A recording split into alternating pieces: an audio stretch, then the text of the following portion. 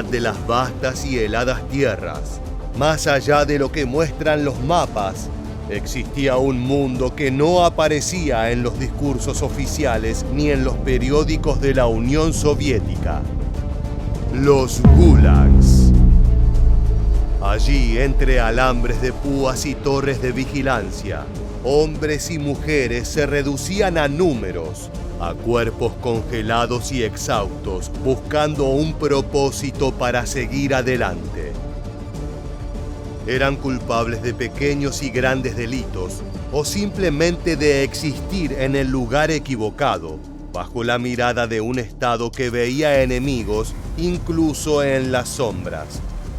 Los llamaban traidores, enemigos del pueblo, saboteadores. Pero muchos de ellos, al caer la noche, no eran más que víctimas preguntándose si alguna vez recuperarían su vida. Lo único que les quedaba cuando cruzaban el umbral de los campos de concentración era el desafío de la supervivencia.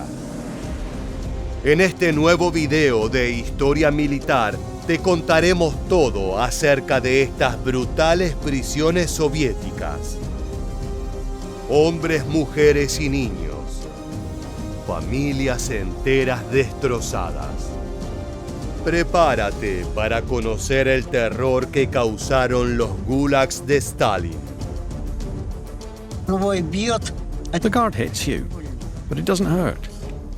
It's as if he was hitting a table. Do you understand? We no longer felt anything.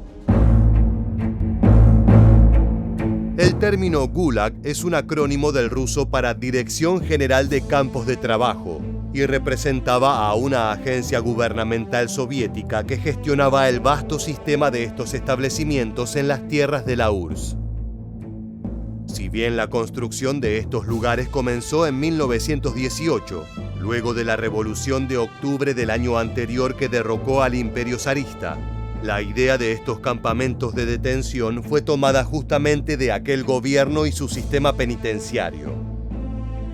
No obstante, el nuevo régimen llevó el concepto a un nuevo nivel. Los espacios, ubicados en zonas desoladas de la flamante y extensa Unión Soviética, tenían varios propósitos. El primero era mantener el espíritu del pasado utilizándolos como prisiones, pero a eso también se le sumaban nuevas ideas. Una de ellas era que los reclusos proporcionaran mano de obra gratuita para proyectos de infraestructura masiva, como la construcción de ferrocarriles, canales, minas y fábricas.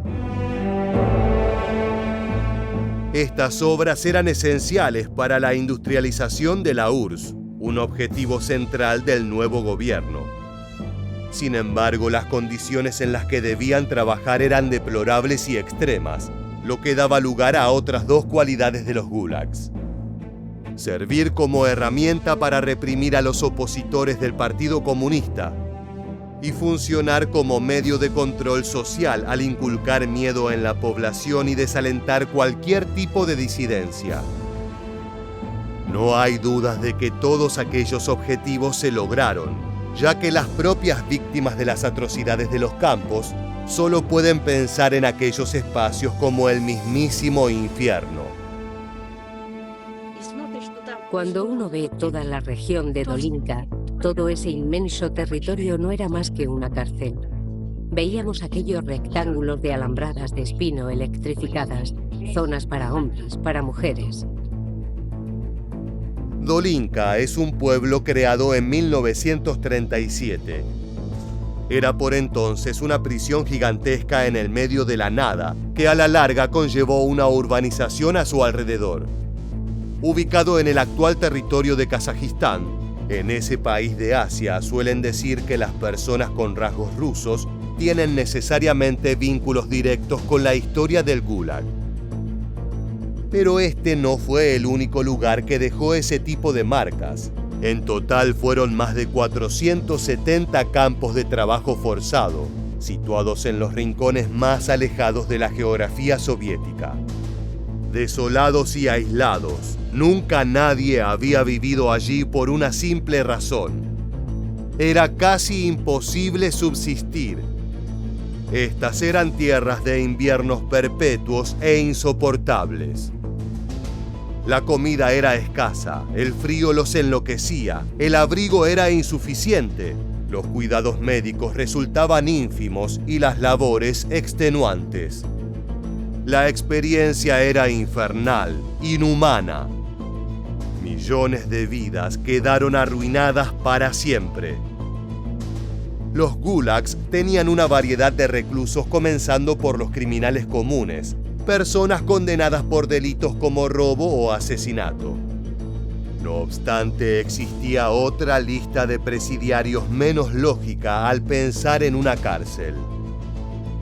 Allí se encontraban minorías étnicas como los judíos, que debido a su origen eran considerados peligrosos o poco confiables. Lo mismo sucedía con grupos nacionalistas como los ucranianos o polacos. Un destino similar les esperaba a los kulaks, es decir, los agricultores de la Rusia zarista, que eran encerrados por resistirse a las colectivizaciones comunistas. Finalmente, los más destacados eran los presos políticos, personas acusadas de llevar a cabo actividades contrarrevolucionarias o de criticar al régimen soviético.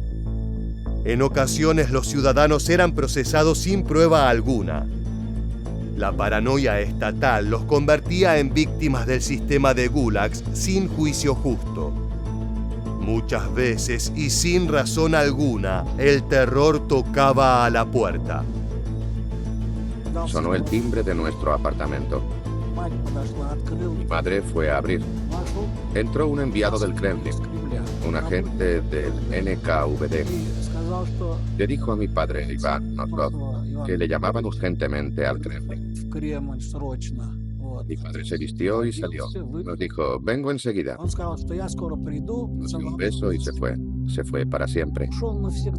Nunca volvimos a verle.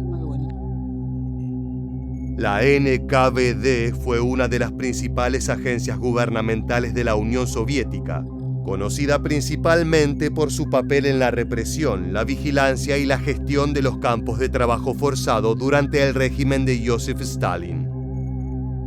Se convirtió en una herramienta clave para el control estatal y operaciones de espionaje en el extranjero, con el objetivo de desmantelar redes enemigas de la URSS. Con la expansión de los gulags, llevaba registros detallados de los ciudadanos para prevenir actividades contrarrevolucionarias. Muchas veces se limitaba a las denuncias, aunque fueran falsas, para realizar detenciones como las del padre de Marat Nosov. Pero el trabajo de esta agencia no había terminado allí. 2 días después regresaron para arrestar a su madre, afirmando que su crimen había sido no informar a la NKVD que su marido era un enemigo del pueblo. De esa manera fue condenada a 10 años de cárcel. Casos como este permiten entrever cómo cualquier persona podía terminar fácilmente detrás de las alambradas de los gulags. Un ejemplo es el de Galina Karpinska, la hija de unos campesinos que fueron tildados como enemigos del régimen, por lo que toda la familia fue castigada. Estaba en la escuela. Durante una clase, no recuerdo exactamente cuál, entraron en el aula 2 guardias de seguridad. 2 soldados con abrigo militar gris y con fusiles. Tiene que responder también por los actos de su madre. Recogimos nuestras cosas. Yo cogí mi cartera con los libros. De esa manera comenzó su camino hacia el infierno, un largo recorrido donde estaría completamente sola. Y es que las familias terminaban separadas, con los padres siendo encerrados en un lugar y los niños en otro. Muchos no volvieron a reencontrarse nunca más luego de haber sido arrancados de sus hogares.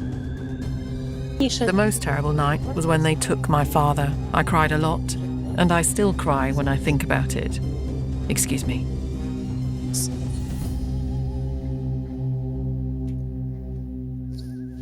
And also, when I remember the face of my friends at school and my family who died of starvation.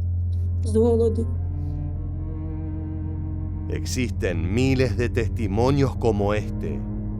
decenas de miles de familias destruidas. Todos habían escuchado las historias. Sabían qué tipo de destino les esperaba a quienes terminaban como prisioneros. Sin embargo, es muy diferente imaginar las atrocidades que se cometían a experimentarlas. Y todo comenzaba con un largo viaje hacia el lejano Calvario. Nos llevaron a una especie de estación rodeada de alambradas. La gente trepaba por las alambradas. A nosotras nos dejaron pasar.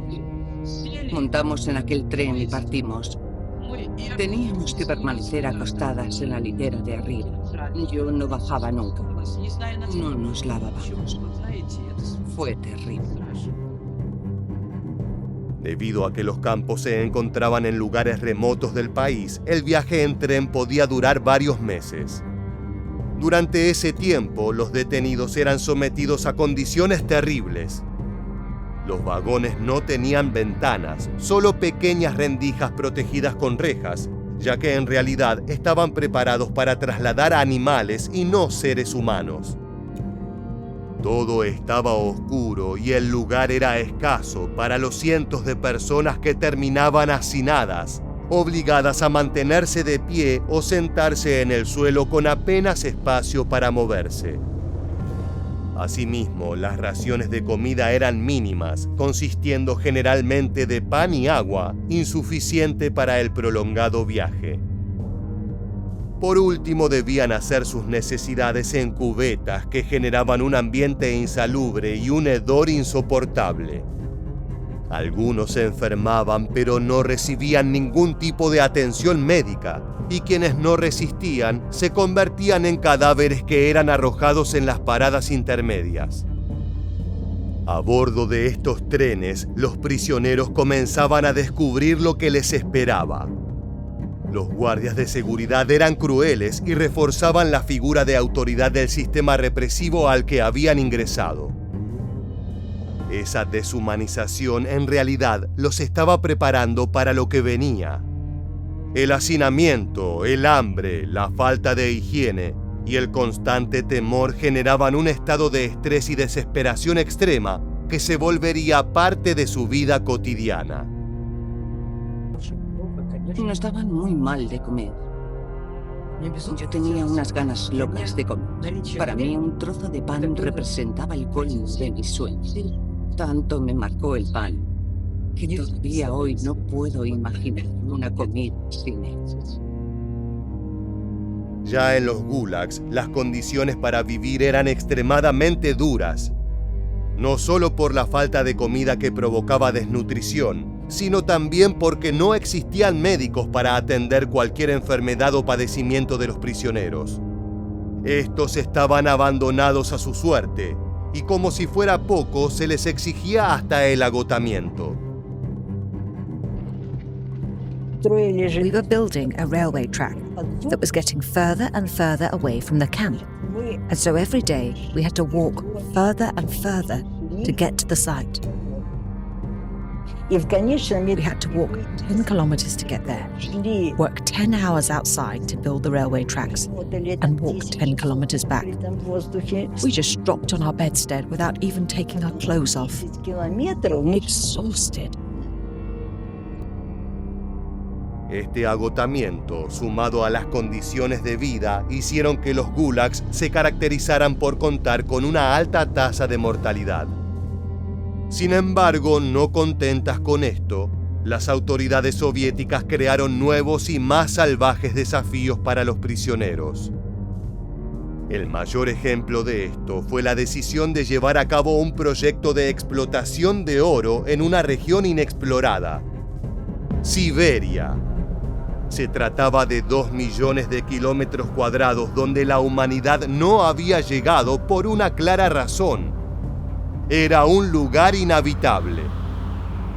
Luego de más de un mes de viaje en tren y el traslado final en barco, los prisioneros destinados a ese cruel gulag comenzaron su odisea.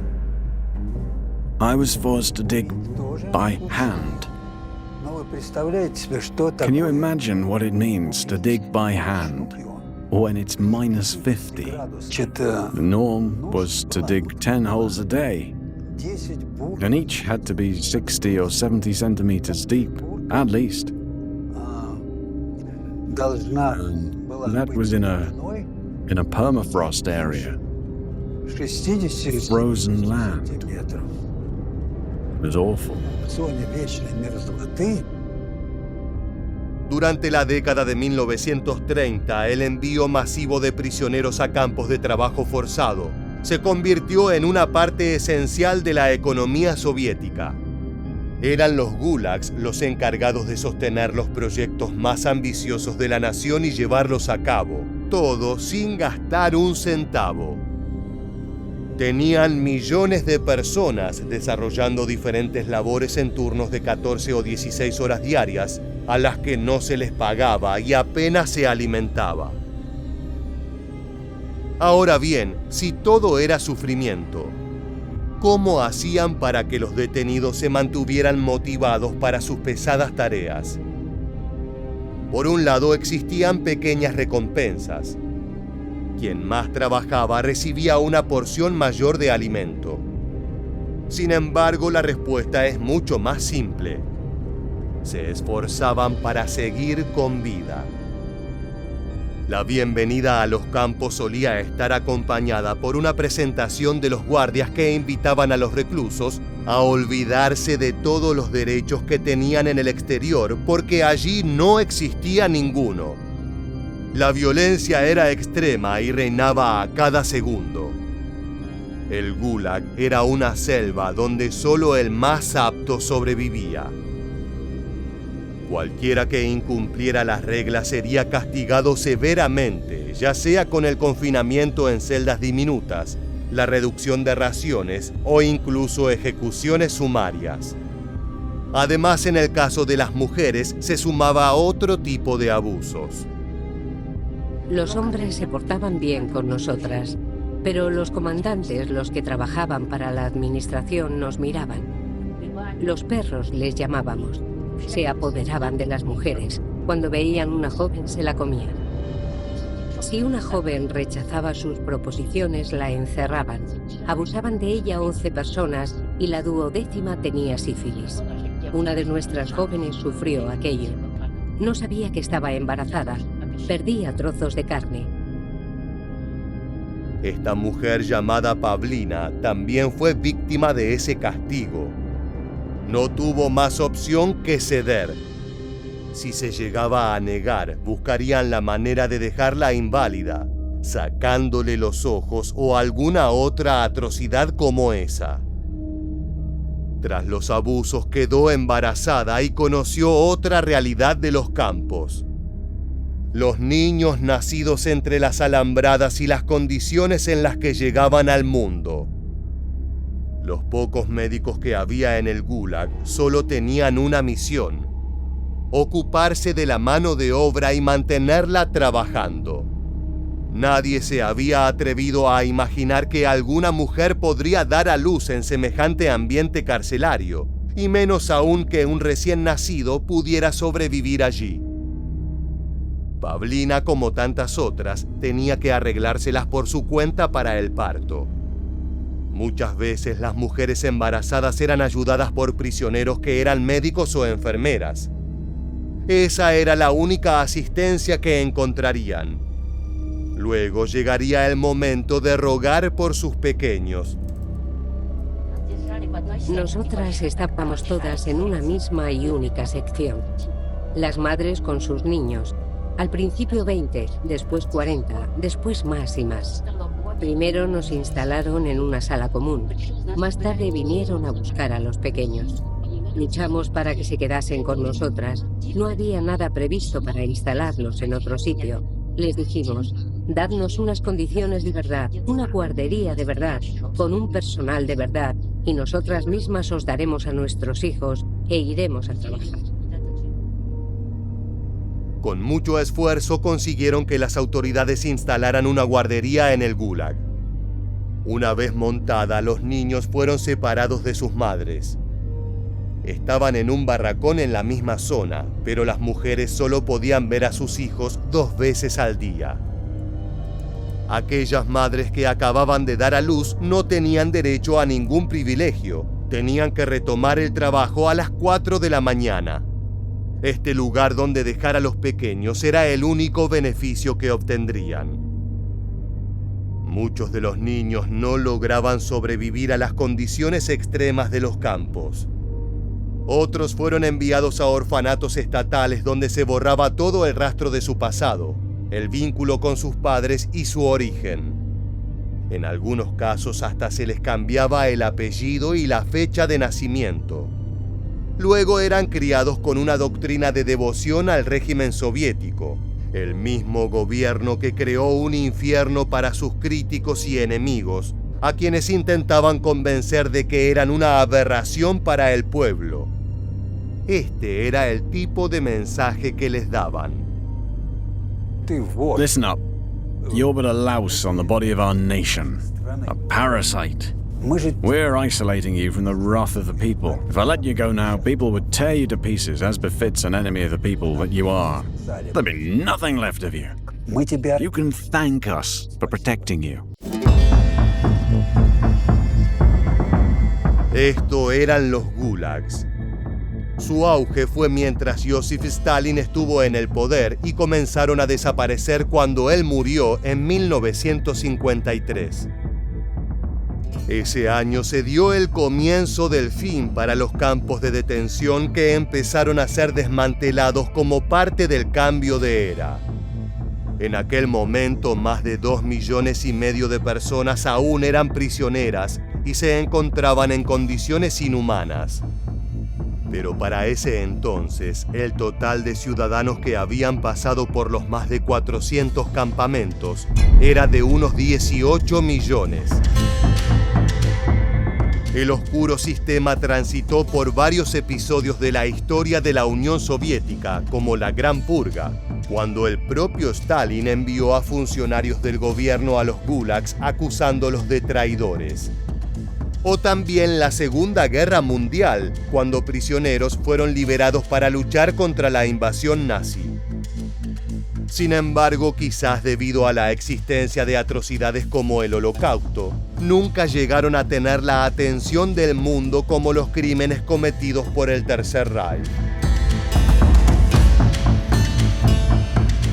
Finalmente desaparecieron oficialmente en la década de 1980 y no se volvió a hablar más de ellos, pese a que se estima que 3 millones de personas murieron dentro de estos brutales campos, destruyendo familias enteras. Ahora sí, luego de haber conocido la terrible realidad detrás de los gulags, ha llegado el momento de despedirnos. Muchas gracias por acompañarnos. Te esperamos en nuestro próximo video de Historia Militar.